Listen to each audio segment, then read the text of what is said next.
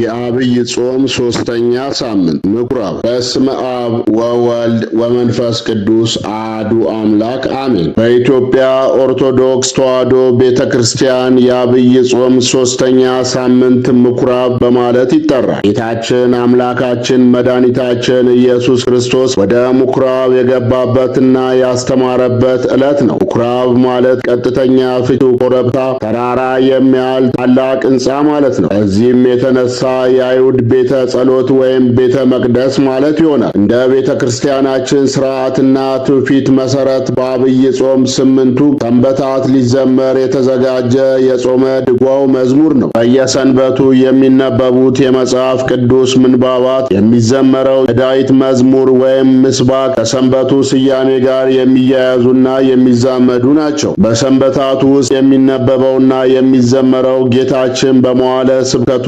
ያስተማራቸውን ትምህርቶችንና የሰራቸውን ዋና ዋና ተአምራትንና መንክራትን የሚመለከቱ ናቸው። ጾሙ የጌታ ጾም ስለሆነ ሁሉም መዝሙራትና ምንባባት ከጌታ ትምህርትና ሥራ ጋር የተያያዙ ናቸው። በዚህም መሠረት ሦስተኛው ሰንበት ምኩራብ ተብሎ ተሰይሟል።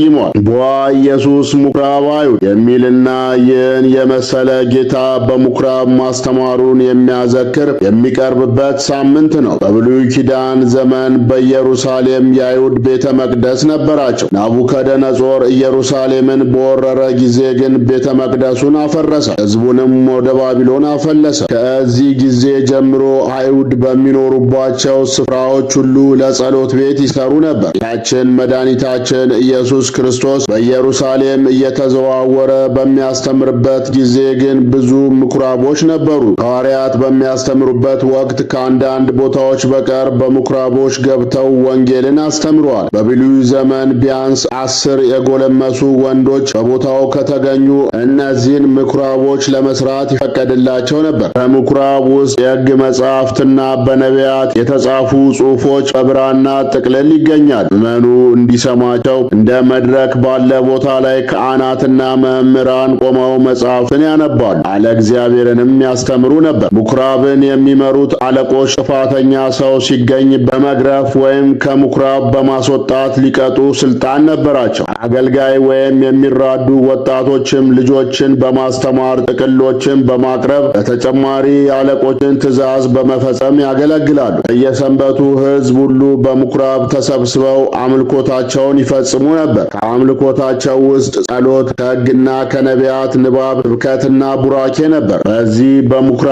ጌታችን መድኃኒታችን ኢየሱስ ክርስቶስ ተገኝቶ ሕዝቡን አስተምሯል። ወዳደገበትም ወደ ናዝሬት መጣ። እንደ ልማዱም በሰንበት ቀን ምኩራብ ገባ፣ ሊያነብም ተነሳ ሲል የሉቃስ ወንጌል ምዕራፍ 4 ቁጥር 16 ላይ ተገልጿል። በተጨማሪም የማቴዎስ ወንጌል ምዕራፍ 13 ቁጥር 52 ላይ ወደ ገዛ አገሩም መጥቶ እስኪገረሙ ድረስ በሚገባቸው ያስተምራቸው ነበር። ሰንበትም በሆነ ጊዜ በምኩራብ ያስተምር ጀመር። የማርቆስ ወንጌል ምዕራፍ 6 ቁጥር 1 ጌታ ኢየሱስ ወደ አይሁድ ምኩራብ ገባ፣ የሃይማኖት ቃልን አስተማረ። ከመሥዋዕት ይልቅ ምሕረትን እወዳለሁ፣ የሰንበት ጌታዋ የምሕረት አባቷም እኔ ነኝ፣ የሰው ልጅም የሰንበት ጌታዋ ነው። የአባቴን ቤት የንግድ ቤት አታድርጉት፣ ቤቴስ የጸሎት ቤት ይባላል እያለ የሃይማኖትን ቃል አስተማራቸው። ወደ ምኩራባቸውም ገብቶ ዝም ይሉ ዘንድ ገሠጻቸው። እነርሱም ትምህርቱን፣ የቃሉን ግርማ፣ የአነጋገሩን ጣዕምና የአንደበቱን ቅልጥፍና አደነቁ። በምኩራብ የሚነበቡ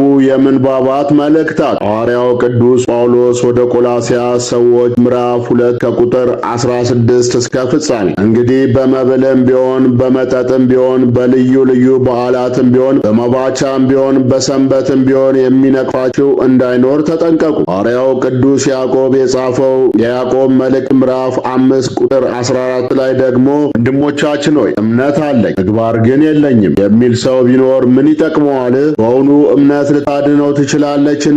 ከወንድሞቻችን ወይም ከእህቶቻችን የታረዙ ወይም የዕለት ምግብ ያጡ ቢኖሩ ከእናንተ አንዱ ግብረ ሐዋርያት የሐዋርያት ሥራ ምዕራፍ 10 ከቁጥር 1 እስከ 8 ደግሞ በቂሳርያ ቆርኔሌዎስ የሚባል አንድ ሰው ነበር። ኢጣሊቄ ለሚሉት ጭፍራም የመቶ አለቃ ነበር። እርሱም ጻድቅና ከነቤተሰቡ እግዚአብሔርን የሚፈራ ነበር። ለሕዝቡም ብዙ ምጽዋት ይሰጥ ነበር። ዘውትርም ወደ እግዚአብሔር ይጸልይ ነበር። የዕለቱ ምስባክ የዳዊት መዝሙር ምዕራፍ 68 ቁጥር 9 የቤት ቅናት በልታኛለችና የሚሰድቡም ስድብ በላይ ወድቀዋልና ነፍሴን በጾም አስመረርሁት። ወዕለቱ ወንጌል የዮሐንስ ወንጌል ምዕራፍ 2 ከቁጥር 12 እስከ ፍጻሜ። ከዚህም በኋላ እርሱና እናቱ ወንድሞቹና ደቀ መዛሙርቱም ወደ ቅፍርናሆም ወረዱ። በዚያም ብዙ ያይደለ ጥቂት ቀን ተቀመጡ። የዕለቱ ቅዳሴ ዘእግዚአ አነሳሶ ላስጀመረን አስጀምሮ ላስፈጸመን